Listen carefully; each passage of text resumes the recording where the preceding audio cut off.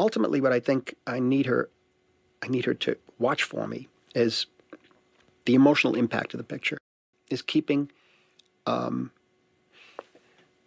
track emotionally of the characters. This is the key for me. I always find the editor has more objectivity than the director, because the editor wasn't on the set. The editor didn't cast the movie. The editor didn't do the storyboards. The editor didn't inundate him or herself with a year and a half of pre-production. So the editor is the most, has the most objective eye in that creative environment.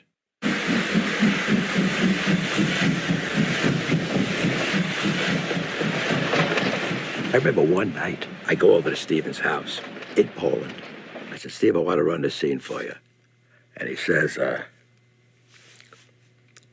he's okay. And I run the scene. He looks at me. He said, I'll see you in the morning. He walked out. He was so emotionally involved with the scene. He couldn't believe that he shot it. It was so real.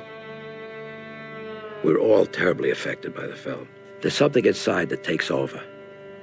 When it's very emotional, when there are problems in people's lives, something emotional takes over that's beyond your conscious mind. And it seemed like an extreme example, but when you're editing that kind of film, you have to disassociate. You have to see each thing as a scene, and you build a scene and do the best you can with each scene. And then when it melds together, that's when you get the full force. I think the scene in Schindler's List really illustrates the importance of emotion through film editing. It's the scene where they have a drink together, the first drink they've shared, because Stern has refused to drink with Schindler until this moment. There is just a pacing that is so emotional for me, so profoundly, deeply felt. Someday, this is all going to end, you know. I was going to say we'll have a drink then.